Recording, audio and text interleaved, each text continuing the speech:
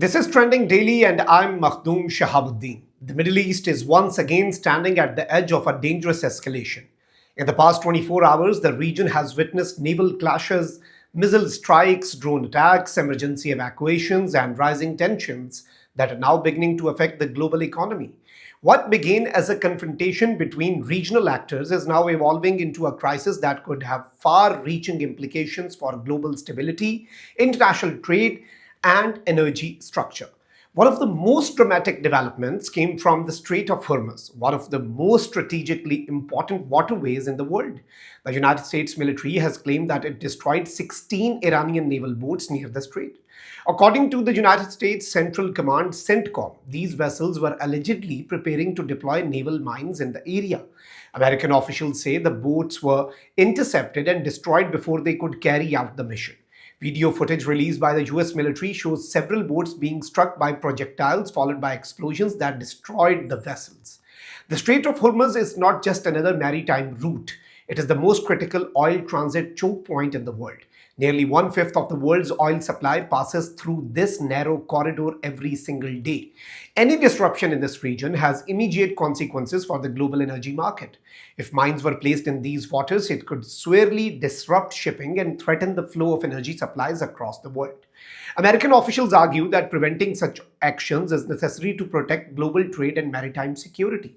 According to statements from the Pentagon, weakening Iran's naval capabilities in the region is a part of broader effort to prevent disruptions to international shipping routes. However, the Iranian response was swift. Soon after the American naval operation, Iran claimed that it had launched missile strikes targeting several United States military bases across the Middle East. According to Iran's Revolutionary Guard Corps, the attacks targeted American military facilities in Qatar, Kuwait, and Iraq.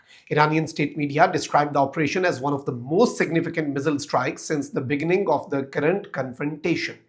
Among the bases reportedly targeted were Al Udeid Air Base in Qatar, Camp Arfejan in Kuwait, and Harir Air Base in Iraq. These locations are critical components of the American military presence in the region.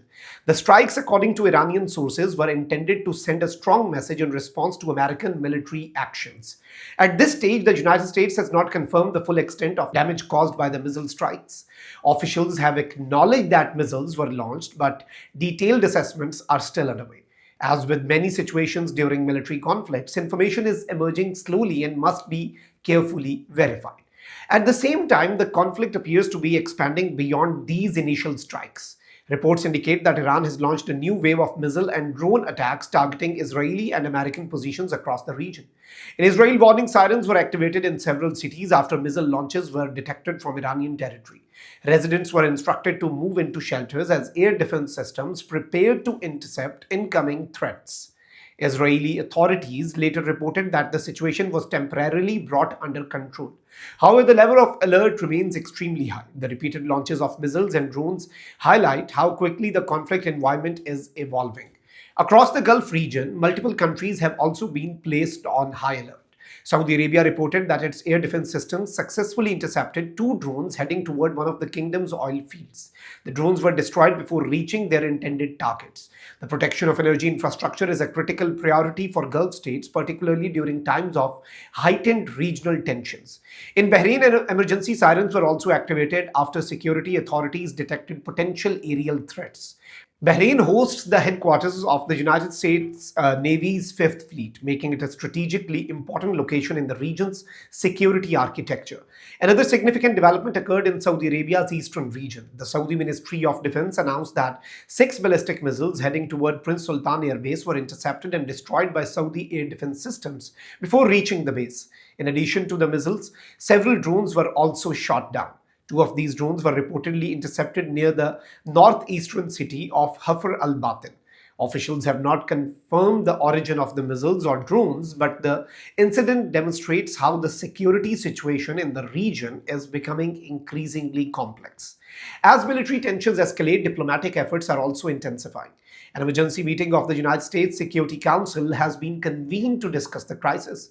This meeting could play a crucial role in shaping the international response to the ongoing conflict. A draft resolution proposed by several Gulf countries calls for condemnation of Iran's recent attacks and demands steps to prevent further escalation. However, Russia has presented an alternative proposal.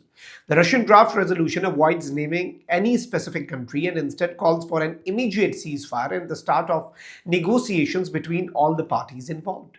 Iran's ambassador to the United Nations has criticized the Gulf backed resolution, describing it as politically biased. These diplomatic disagreements highlight the broader geopolitical divisions that often complicate efforts to resolve international conflicts.